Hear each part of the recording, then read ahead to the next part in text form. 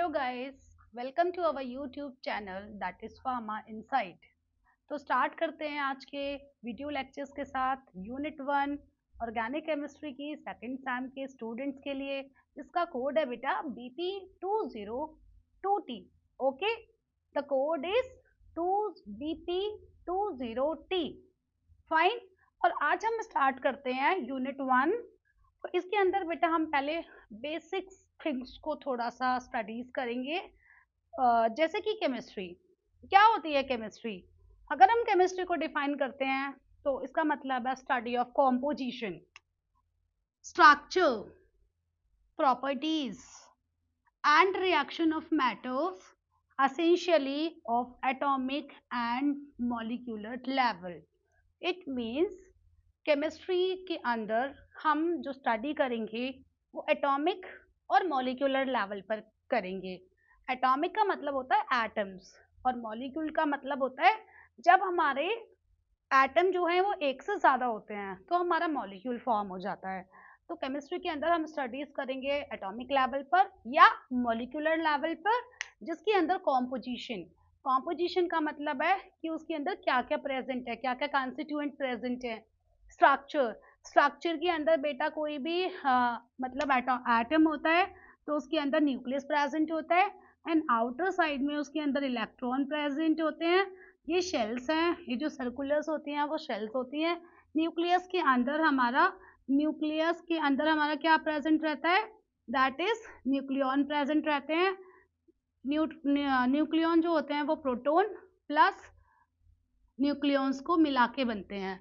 ठीक है, तो प्रोटॉन और न्यूक्लियॉन्स को मिला के हमारा क्या बनता है, न्यूक्लियस बनता है। ठीक है, उसके अलावा हम बहुत सारी रिएक्शंस पढ़ते हैं, उसकी प्रॉपर्टीज पढ़ते हैं।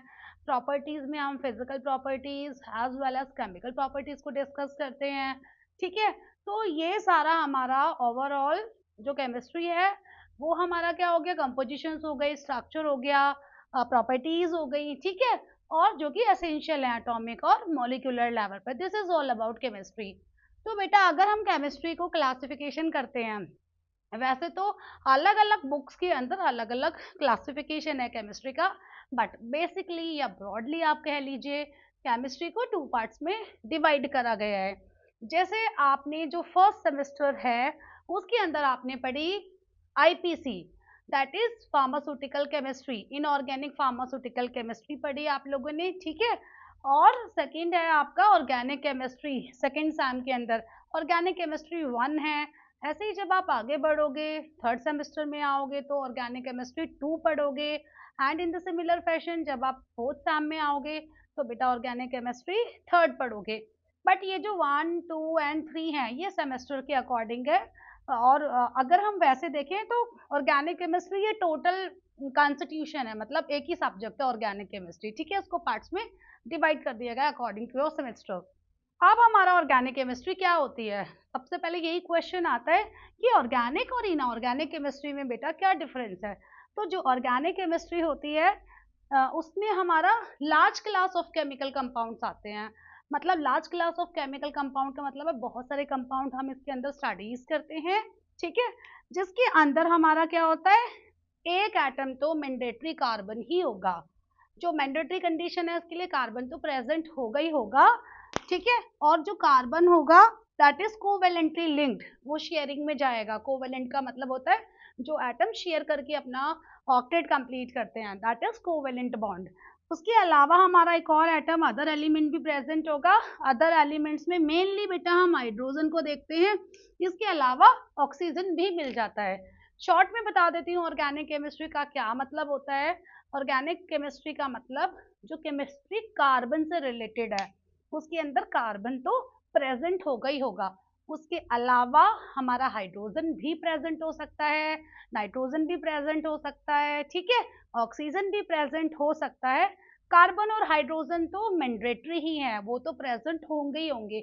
उससे हमारी मतलब हम इसको स्किप नहीं कर सकते कार्बन हाइड्रोजन को ऑर्गेनिक केमिस्ट्री के अंदर। और जो अगर हम एग्जाम्पल की बात करते हैं तो ये देखिए मैंने आपको 3 एग्जाम्पल्स दिए हैं। First is ethane, second is propane और थर्ड हमारा ब्यूटेन है। बेटा जब मैं क्लासिफिकेशन स्टार्ट करूंगी तो आपको पता चलेगा ये जो मैंने नेम्स लिखे हैं ये एग्जैक्टली क्या है, इसका जनरल फॉर्मूला क्या है, कैसे कैसे इनकी फॉर्मेशन है, आईयूपैक नेमिंग क्या है, तो वो हम क्लासिफिकेशन में ब्रॉडली डिस्कस करेंगे, ठीक है। सेकंड जो है वो है हमारा इनऑर्गेनिक केमिस्ट्री। इनऑर्गेनिक केमिस्ट्री के अंदर हम जो है कार्बन और हाइड्रोजन की बात नहीं करते हैं, इसके अंदर कार्बन एब्सेंट होता है। Okay fine. As I told you earlier about inorganic compound, it does not contain carbon. इसके अंदर कोई भी कार्बन प्रेजेंट नहीं होता इनऑर्गेनिक कंपाउंड के अंदर। फॉर एग्जाम्पल वाटर, वाटर में बेटा सिर्फ हाइड्रोजन है और ऑक्सीजन है। Second example of inorganic compound is NaCl। NaCl में भी यू कैन सी हेयर कोई भी कार्बन यहाँ पर प्रेजेंट नहीं है। And the third example is HCl which means hydrochloric acid. It here also there is no carbon present. Is that clear to everyone? Okay. Next is classification of organic chemistry. जितने भी हमारे organic chemistry के अंदर substances हैं तो उसका classification पढ़ना बहुत इंपॉर्टेंट है, कितने पार्ट्स में उसको क्लासिफाई किया गया है, ठीक है। और हम इसको ये भी कह सकते हैं अदर वर्ड्स में type of organic compound. Question भी इंपॉर्टेंट है KTU के लिए, ठीक है, फाइनल एग्जाम के लिए, as well as important for the sessionals also in your colleges, right. तो बेटा हम क्लासिफिकेशन पढ़ेंगे। क्लासिफिकेशन मेनली हमें 5 टाइप में डिवाइड करा हुआ है किसी भी ऑर्गेनिक कंपाउंड का, ठीक है। फर्स्ट जो कंपाउंड है you can see here that is aliphatic compound, ठीक है। वन बाय वन हम इसको डिस्कस करेंगे डिटेल में। सेकंड हमारा है सैचुरेटेड एंड अनसैचुरेटेड कंपाउंड, क्योंकि आपको हेडिंग सबसे पहले पता होनी चाहिए। पांचों हेडिंग्स आप बिल्कुल मतलब याद कर लोगे अच्छे से, ठीक है। थर्ड है हमारा aromatic compound, the fourth one is alicyclic compound and the fifth one is heterocyclic compound. अब हम सबसे पहले किसकी बात करेंगे? ऑब्वियसली हम फर्स्ट इज एलिफेटिक कंपाउंड। बेटा आप लोगों ने देखा होगा बहुत सारे कंपाउंड है ऑर्गेनिक केमिस्ट्री के अंदर जो ओपन है। ओपन का मतलब है जो क्लोज नहीं है, जो बंद नहीं है कहीं से भी, ठीक है, उनका कोई पॉइंट ऑफ ओपनिंग भी नहीं है एंड क्लोजिंग भी नहीं है, ठीक है। तो वो हमारे एलिफेटिक कंपाउंड्स के अंदर आते हैं। For example alkene. एल्कीन बेटा आप लोगों ने पहले सुना होगा, ठीक है, एल्कीन आई थिंक सुना होगा। एल्कीन के अंदर हमारा क्या होता है? सिंगल बॉन्ड होता है, और जो मैंडेटरी कंडीशन है इसके अंदर वो होता है कार्बन, कार्बन के बीच में जो बॉन्ड होगा वो सिंगल बॉन्ड होगा।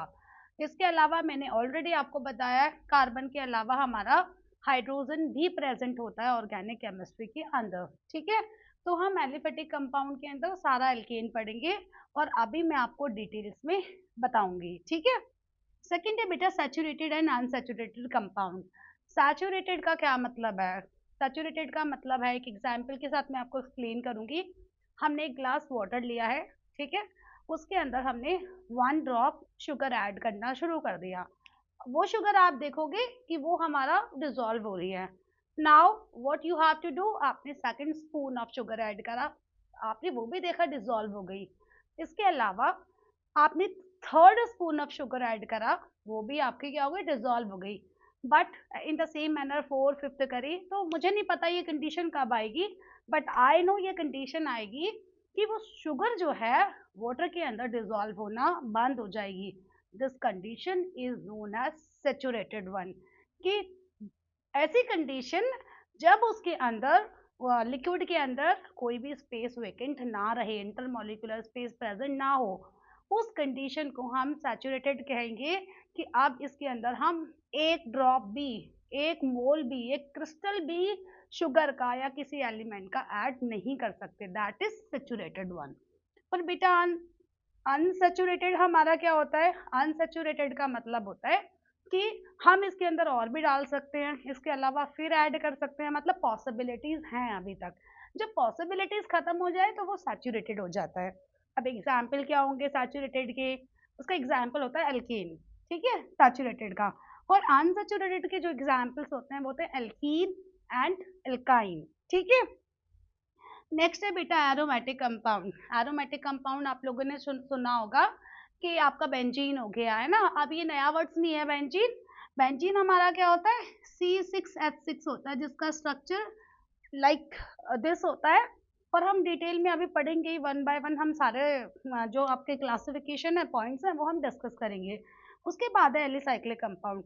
एलिसाइक्लिक का मतलब है कि हमारा कंपाउंड क्लोज होगा, लेकिन क्लोज होने के साथ साथ हमारा, जैसे ये हमारा है एलिसाइक्लिक है, दिस इज साइक्लो, साइक्लिक तो रिंग होगी बट ये क्लोज होगी, और इसके अंदर हमारे जो डबल बॉन्ड्स वगैरह हैं वो प्रेजेंट नहीं होंगे, ठीक है। और ये भी हमारा एलिसाइक्लिक के अंदर आता है, दिस इज साइक्लोब्यूटेन, ठीक है।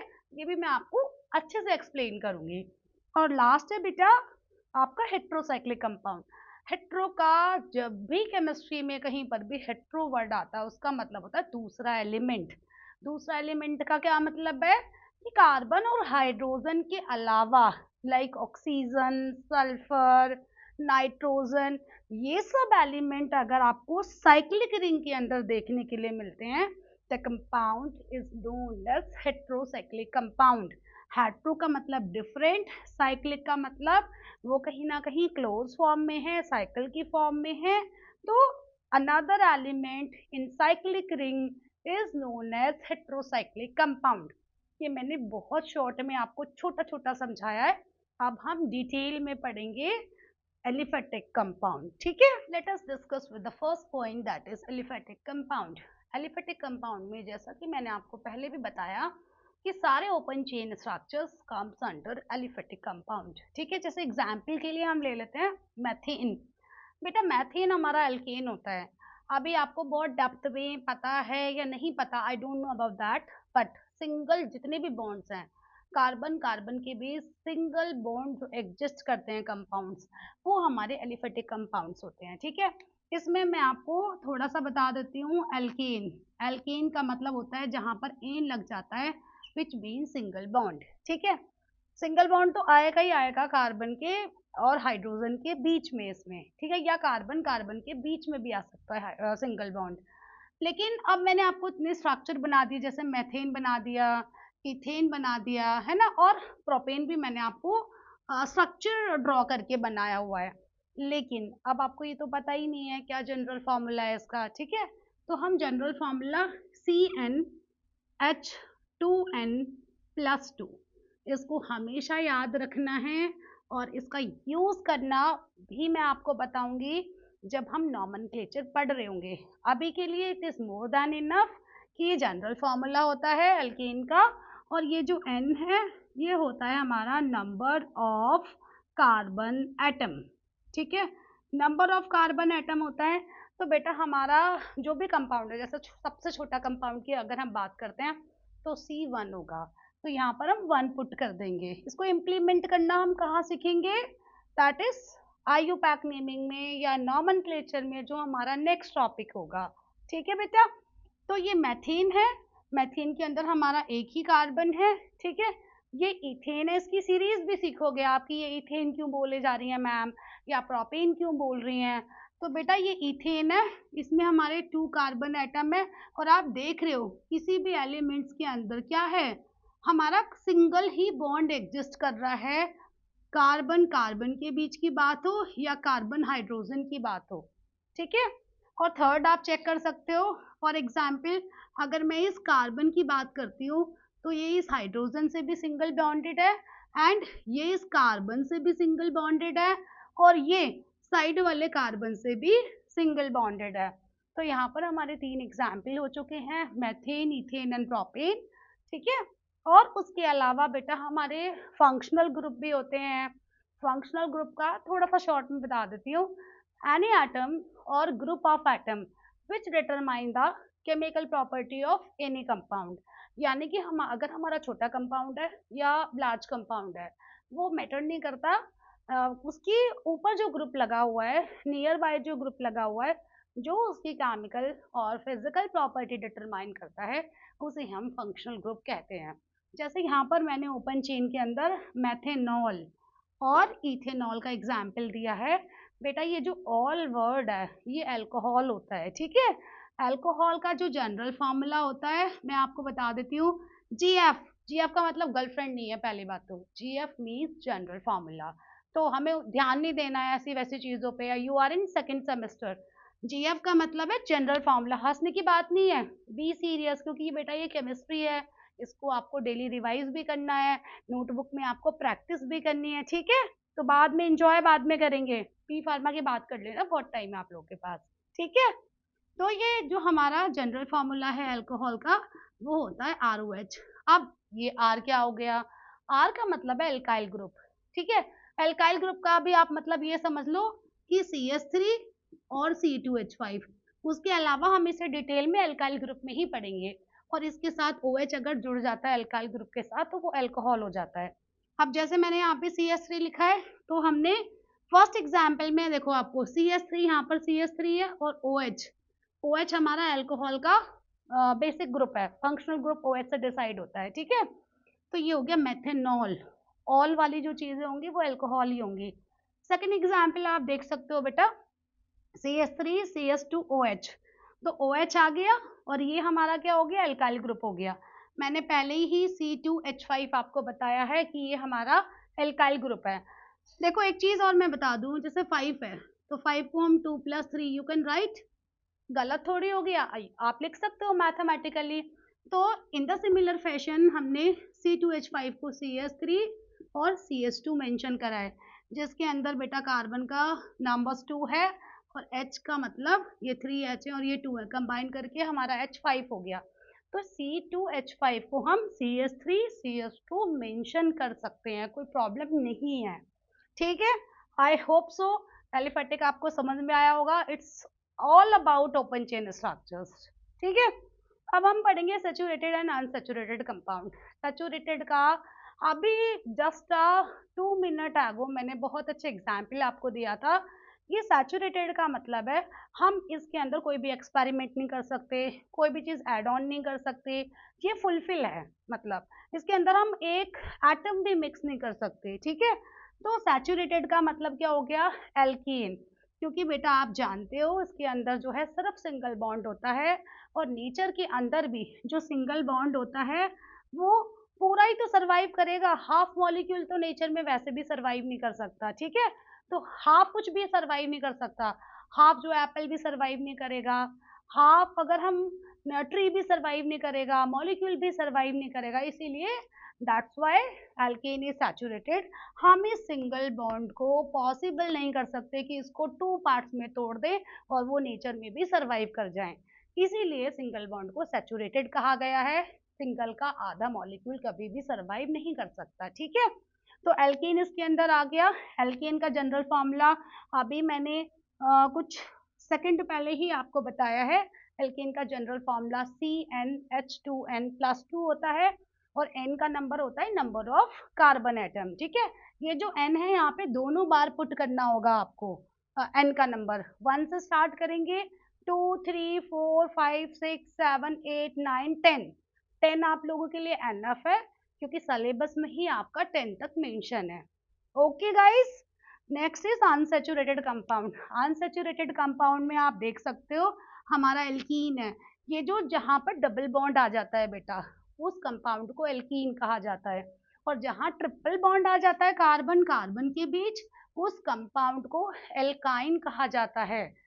एल्कीन को हम ईन से जानते हैं, ENE ईन, और एल्काइन को YNE से जाना जाता है, ठीक है। इनके भी जनरल फॉर्मूलाज हैं। जो हमारा एल्कीन का जनरल फॉर्मूला है वो होता है CnH2n। डिफरेंस एल्कीन और एल्कीन में इतना है कि इसके अंदर हमारा डबल बॉन्ड प्रेजेंट होगा, और मॉलिक्यूलर फॉर्मूला के अंदर ये जो +2 है यहाँ पर ये +2 नहीं है। यहाँ पर भी जो हमारा n होता है वो नंबर ऑफ क्या होता है, कार्बन एटम होता है। यहाँ पर भी हम 1 से स्टार्ट करते हैं और मॉलिक्यूल 10 तक पढ़ेंगे। पहला मॉलिक्यूल है हमारा, दैट इज, इसका नाम होता है इथीन।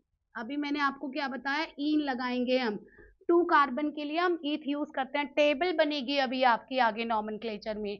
C1 के लिए हम क्या यूज कर रहे हैं, C2 के लिए क्या यूज कर रहे हैं, in the similar fashion C10 के लिए क्या यूज कर रहे हैं, ठीक है। उसके अलावा हमारा एल्काइन है। एल्काइन हमारा मैंने आपको क्या बताया, कंडीशन इसके लिए मैंडेटरी क्या है, कार्बन कार्बन के बीच ट्रिपल बॉन्ड होना जरूरी है। क्या ये बॉन्ड बहुत सारे होंगे, जरूरी नहीं है, बट एक जरूरी है, हो सकता है ये बॉन्ड हमारे अगर बड़ा कंपाउंड है 10 का कंपाउंड है तो हो सकता है हमारे 2 पोजीशंस पर ट्रिपल बॉन्ड आ जाए, या एल्कीन के अंदर भी 2 पे भी ट्रिपल बॉन्ड आ सकते हैं पोजीशंस पर, 2, 4, 6 पर आ सकते हैं ना, वो सब हम डिस्कस करेंगे अभी। तो बेटा ये था हमारा एल्काइन। और हाँ, एल्काइन का जनरल फॉर्मूला हमारा क्या होता है, CnH2n-2। इसका ये जो जनरल फॉर्मूला है ये होता है CnH2n-2। यहाँ पर -2 आ गया एल्काइन के अंदर, यहाँ कुछ भी नहीं आया डिजिट में, एल्किन के अंदर यही डिजिट बेटा हमारी +2 हो गई है। Okay, third point is that is aromatic compound. Aromatic compound के अंदर we are talking about cyclic rings. ठीक है, अभी तक हमने साइक्लिक रिंग्स के बारे में डिस्कस नहीं करा था। जितने भी हमारे साइक्लिक कंपाउंड्स होंगे, ठीक है, और उसके अंदर हमारी बॉन्डिंग भी अवेलेबल होगी, it's comes under aromatic compound. जैसे कि आपका बेंजीन है, बेंजीन बेटा शायद आप लोगों के लिए न्यू मैम्बोर हो, लेकिन इसका जो जनरल फार्मूला होता है, या मॉलिक्यूलर फार्मूला कह लो, नॉट जनरल, वो होता है C6H6। अगर हम इसे ड्रॉ करते हैं, ठीक है, तो ये हमारा बेटा लुक्स लाइक दिस। आप देख सकते हो कार्बन कार्बन के बीच में हमारा क्या है, सिंगल बॉन्ड है, और उसके अलावा हमारे alternates double bonds are given in the benzene ring.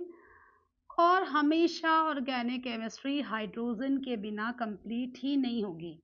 This is the structure of benzene. C6H6 का ये आपका स्ट्रक्चर है, ठीक है।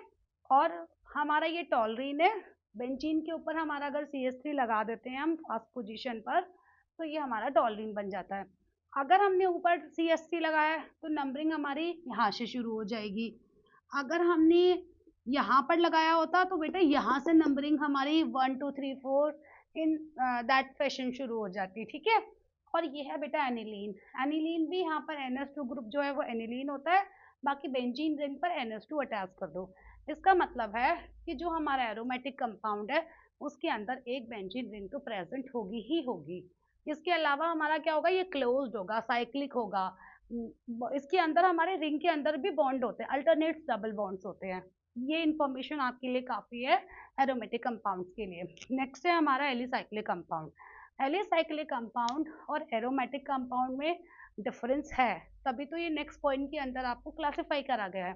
क्या डिफरेंस है, साइक्लिक होते हैं, ये भी साइक्लिक थे, ये तो डिफरेंस हुआ नहीं। लेकिन जो हमारा एलिसाइक्लिक कंपाउंड है उसके अंदर हमारा कार्बन और हाइड्रोजन एटम ही आएगा सिंगल बॉन्ड्स के साथ। इसके अंदर हमारा रिंग्स के अंदर कोई भी बॉन्ड नहीं है। और आप यहाँ पर देखो, ये अल्टरनेट्स बॉन्ड से, एक जगह बॉन्ड था, एक जगह बॉन्ड नहीं था, फिर अवेलेबल था, फिर बॉन्ड नहीं था, फिर अवेलेबल है, फिर नहीं है। इसी को कहते हैं अल्टरनेट, एक बॉन्ड होना, एक जगह नहीं होना, देन प्रेजेंट होना, अगेन पर एब्सेंट हो जाना, ठीक है। तो बेटा आप ये देख सकते हो एलिसाइक्लिक के सिर्फ यहाँ पर कार्बन है। और मैं अब इसको ड्रॉ करके आपको बता देती हूँ कार्बन हाइड्रोजन कैसे हैं। ये देखो, ये हमारा 3 कार्बन है। तो बेटा आप जानते हो कार्बन हमेशा टेट्रावेलेंट है, उसके 4 वैलेंसी तो होगी होगी। हम 5 कभी भी ड्रॉ नहीं कर सकते, हम 3 भी ड्रॉ नहीं कर सकते। कितनी चाहिए, होनी चाहिए 4 वैलेंसी होनी चाहिए। दैट्स वाई कार्बन हमारा टेट्रावेलेंट है। टेट्रा का मतलब होता है 4, ठीक है। तो आप देख रहे हो कार्बन हमारा टेट्रावेलेंट होना चाहिए, बट यहाँ पर अगर आप देखोगे तो कार्बन हमारा 1 और 2, तो डाइवेलेंट तो है नहीं, टेट्रावेलेंट है। तो हम यहाँ पे 2 हाइड्रोजन लगाएंगे, क्योंकि ऑर्गेनिक केमिस्ट्री पढ़ रहे हैं, ऑर्गेनिक केमिस्ट्री में कार्बन और हाइड्रोजन तो प्रेजेंट होंगे ही होंगे, ठीक है। अब इन ऐसे ही बेटा यहाँ पर भी ये 2 कार्बन के साथ था, तो इसको 4 कंप्लीट करेंगे। और ये भी आपका यहाँ पर कार्बन के साथ 2 अटैच्ड है, यहाँ पर भी हम आपको 2 हाइड्रोजन मेंटेन करने होंगे। तो ये इसका एग्जैक्ट फॉर्मूला होता है, स्ट्रक्चर होता है, जो हम कंडेंस फॉर्म में हाइड्रोजन को भी हिडन कर लेते हैं और कार्बन को भी हिडन कर लेते हैं, ठीक है। और इसका नाम क्या होगा, साइक्लोप्रोपीन। साइक्लोवर्ड्स तो आपको लगाना ही लगाना है एलिसाइक्लिक के अंदर, ठीक है। और कार्बन हमें, जैसे कि 3 कार्बन है तो प्रोप 3 के लिए प्रोप यूज करते हैं। और बेटा एन क्यों लगाया हुआ है, क्योंकि मैंने आपको बताया इसके अंदर डबलिंग बॉन्ड कहीं पर भी अवेलेबल नहीं है। तो this compound is known as cyclopropene. आप देखो ये साइक्लोब्यूटेन है, साइक्लो तो ऐड ही करना है इसके अंदर, ठीक है। और ब्यूटेन क्यों है, क्योंकि यहाँ पे बेटा 4 कार्बन है। और इसके अंदर अगर मैं इसका भी आपको फॉर्मूला बना के दिखाऊंगी स्ट्रक्चर, तो यहाँ पर बेटा H2 H2 H2 और H2, क्योंकि कार्बन टेट्रावेलेंट है। अगेन मैं बार बार वही बोलूंगी कि कार्बन हमारा टेट्रावेलेंट होता है। यहाँ पर हमारे 6 आपको कार्बन दिखाई दे रहे होंगे, नहीं दिखाई दे रहे हो तो आप देख लीजिए, मैं ड्रॉ कर रही हूँ, ठीक है। और यहाँ पर हमारा सब किसी के साथ H2 आएगा कंपाउंड के अंदर, ठीक है। तो ये हमारा हो गया साइक्लोहेक्सेन। हेक्सेन हम 6C6 के लिए यूज करते हैं। अब वैसे मैं बता देती हूँ, C1 के लिए हम मैथ यूज करते हैं, C2 के लिए हम एथ, C3 के लिए प्रॉप, C4 के लिए ब्यूट, C5 के लिए पेंट। बाकी भाई नॉमेनक्लेचर में पढ़ लेंगे, 5 काफी हैं, ठीक है। Finally last point of classification, that is heterocyclic compound. बेटा हेट्रोसाइक्लिक कंपाउंड के अंदर, as I told you earlier, hetero का मतलब होता है डिफरेंट। कोई भी डिफरेंट कंपाउंड, डिफरेंट कंपाउंड का मतलब क्या होता है, कार्बन और हाइड्रोजन के अलावा जो कंपाउंड प्रेजेंट होंगे रिंग के अंदर। साइक्लिक का मतलब रिंग, ये फिंगर रिंग नहीं है, कभी आप इसे फिंगर रिंग समझो या कोई भी नॉर्मल रिंग समझो।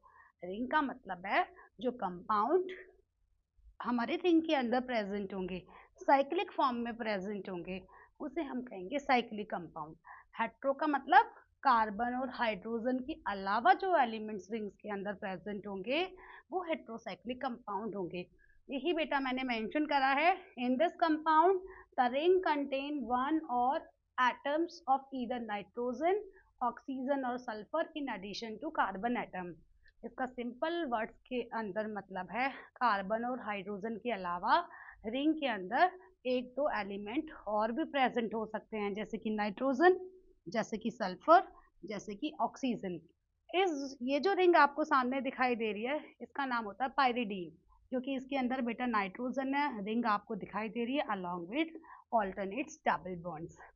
थायोफीन देख लीजिए, थायोफीन के अंदर हमारा कार्बन और हाइड्रोजन के अलावा क्या प्रेजेंट है, सल्फर प्रेजेंट है along with these two bonds, ठीक है। और बेटा ये है टेट्राहाइड्रोफ्यूरैन, इसके अंदर भी ऑक्सीजन प्रेजेंट है, ठीक है। बेटा मैं आपको सिर्फ एक चीज बोलना चाहूंगी कि केमिस्ट्री को समझना तो मुश्किल है ही, लेकिन समझाना उससे भी बहुत इम्पॉर्टेंट चैलेंजेस हैं, बहुत बड़ा टास्क है। होप सो आपको मेरी वीडियोस अच्छी लग रही होंगी। अगर आपको केमिस्ट्री मेरी पढ़ाई हुई समझ में आ रही है तो please like, subscribe and share more and more. Fine, thank you people, thank you guys, lots of love.